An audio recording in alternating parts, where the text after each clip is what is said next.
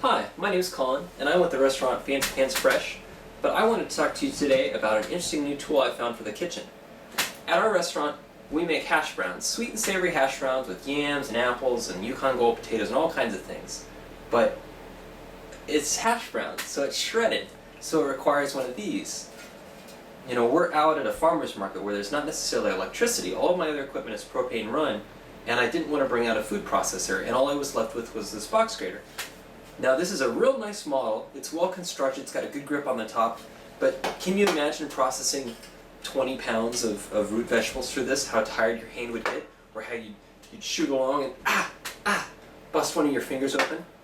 I've done that, I can't tell you how many times. So this, while good for home use, it's not going to work.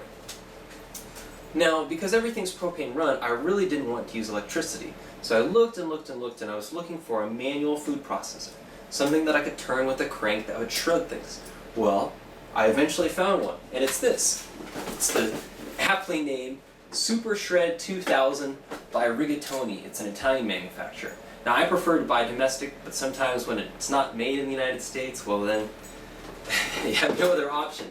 But with this comes 3 discs, and they're all both double-sided, so you've got 2 different ways to cut on each one. The arm, and then clip the lug nut, I guess you could say, that goes on the end of this that keeps the disc in place, and then the actual body housing itself. It's real simple construction. It just lifts up, this kind of holds the produce from flying out when it's being shredded. This little hand and area right here feeds in the vegetables.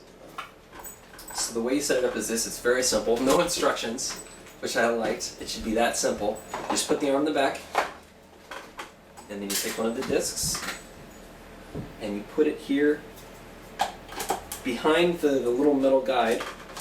Pull the arm back, a little overzealous there. Put it in. The nut on the end here. There you go, and you're ready to go.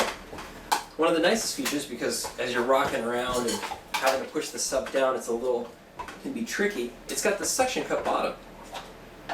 So you just on a piece of glass, a nice slick piece of plastic, whatever, press down the lever there. That's good and sturdy. I can take the whole countertop off before it would move. And there we go. So here it is like this. I'm going to put a cutting board under it. A little bit of Yamato potato that we use in our savory hash browns. My head's cut off. And just feed a piece in. Angle it a little bit.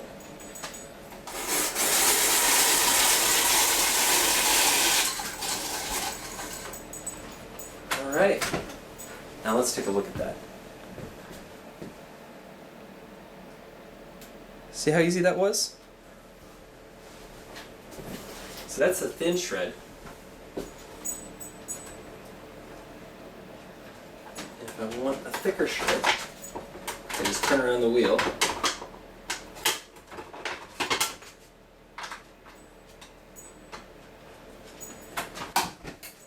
You have to kind of cut down the vegetables so they fit in the feeding ramp here.